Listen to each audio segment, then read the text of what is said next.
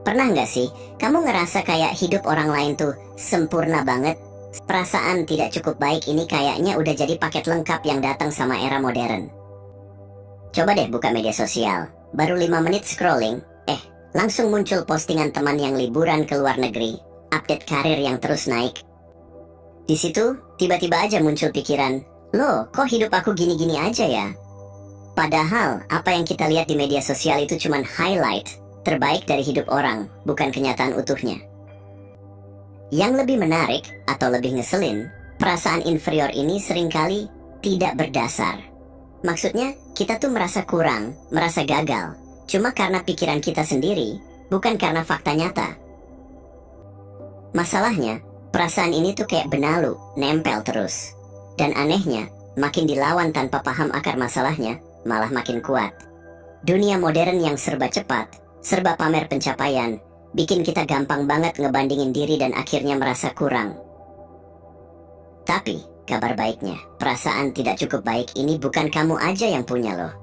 Hampir semua orang, bahkan yang terlihat paling sempurna, pernah ngerasain hal yang sama. Jadi daripada terus merasa sendirian dalam pikiran negatif itu, mending kita mulai sadari, oke, aku ngerasa kurang. Tapi, apa iya ini kenyataan? Atau cuma penilaian subjektif aja?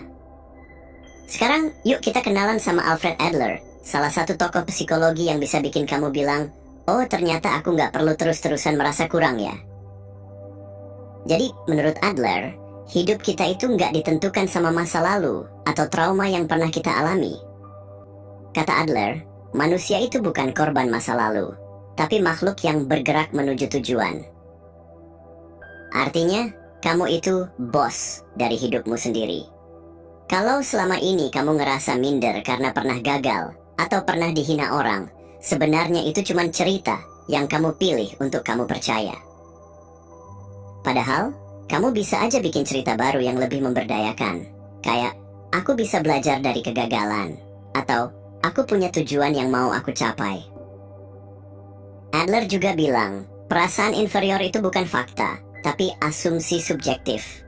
Nah, seringkali kita mikir, aku pasti nggak bisa, orang lain lebih hebat, padahal belum tentu juga. Bisa jadi kamu malah lebih jago, cuma kamu aja yang nggak sadar. Jadi kalau kamu selama ini mikir, aku nggak cukup pinter, aku nggak cukup keren, coba tanya ke diri sendiri, emang siapa yang bilang, emang fakta, atau cuman aku yang berasumsi begitu? Karena ujung-ujungnya, yang bikin kamu maju atau mundur itu pikiran kamu sendiri, bukan keadaan di luar sana. Aku kurang ini, aku kurang itu, mending fokus tanya, aku mau jadi siapa nih? Oke, setelah tahu kalau perasaan minder itu cuma asumsi, sekarang saatnya bahas dua saudara kembar yang sering muncul gara-gara perasaan inferior ini. Mereka adalah si inferiority complex dan superiority complex. Nah, meskipun namanya beda, dua-duanya sebenarnya muncul dari akar masalah yang sama, yaitu rasa nggak percaya diri alias insecure. Pertama, kenalan dulu sama si inferiority complex. Ini tipe orang yang suka bilang, aku nggak bisa sukses karena aku nggak sekeren dia. Atau, aku gagal karena aku nggak punya bakat. Daripada berusaha lebih keras, malah nyari alasan kenapa gagal. Jadi, kekurangan dijadikan tameng supaya nggak perlu ngadepin tantangan hidup. Lalu, ada juga nih, si superiority complex. Ini kebalikannya. Orang yang ngalamin ini malah kelihatan percaya diri banget, suka pamer pencapaian, ngomongin masa lalu yang gemilang, atau ngerasa selalu lebih hebat dari orang lain. Tapi, percaya atau enggak, dibalik sikap kayak gitu, sebenarnya dia lagi berusaha nutupin rasa minder yang dalam banget. Lucunya, dua tipe ini sebenarnya sama-sama ketakutan. Sama-sama ngerasa nggak cukup, cuman beda cara nunjukinnya. Yang satu ngaku kalah duluan, yang satu sok menang padahal hati kecilnya gemetar. Jadi, kalau kamu nemu orang yang suka merendahkan diri terus, atau malah yang suka pamer tanpa henti, coba deh lihat dari sudut pandang ini. Jangan buru-buru nilai, mungkin dia lagi berperang sama rasa nggak cukupnya sendiri. Dan yang paling penting, kalau kamu ngerasa relate sama salah satu, atau malah dua-duanya, santai aja. Kita semua manusia, wajar punya rasa nggak percaya diri. Tapi kabar baiknya, Rasa kayak gitu bisa diatasi. Sekarang, yuk kita ngomongin realitas sehari-hari. Coba jujur, berapa kali dalam sehari kamu buka media sosial, terus tiba-tiba ngerasa, hidup orang kok kayaknya lebih keren dari aku ya? Nah, selamat datang di dunia modern yang super kompetitif.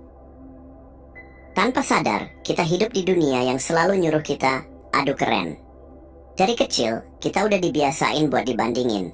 Mulai dari nilai ujian, ranking di kelas, sampai siapa yang lebih cepat sukses.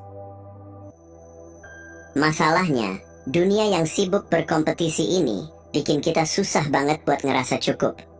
Selalu aja ada standar baru yang harus dikejar.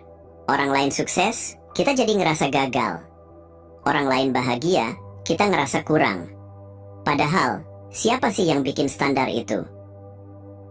Yang bikin lebih rumit, kita jadi mikir hubungan dengan orang lain itu kayak pertarungan. Harus menang, harus lebih baik, harus lebih keren.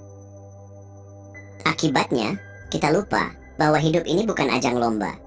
Kita lupa kalau hubungan dengan orang lain seharusnya kayak tim, bukan musuh. Dan yang paling bikin capek, karena sibuk mikirin pandangan orang lain, akhirnya kita ngerasa dihargai hanya kalau kita sesuai sama ekspektasi orang.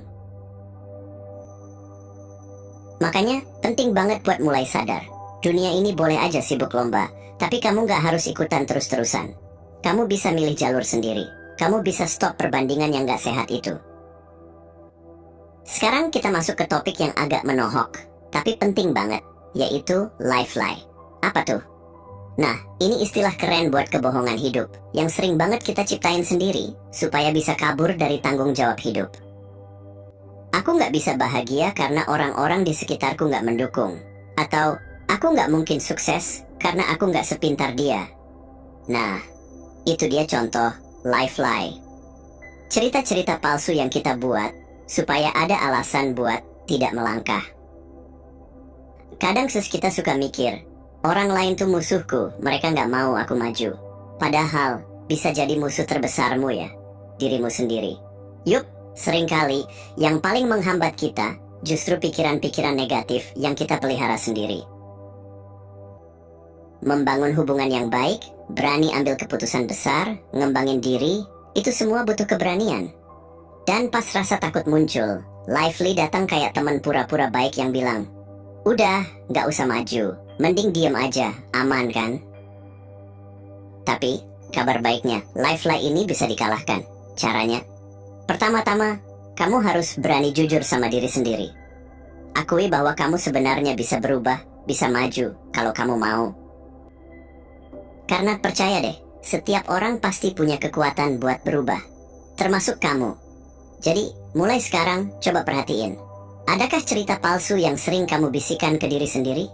Kalau ada, udah saatnya kamu bilang, oke, cukup sampai di sini.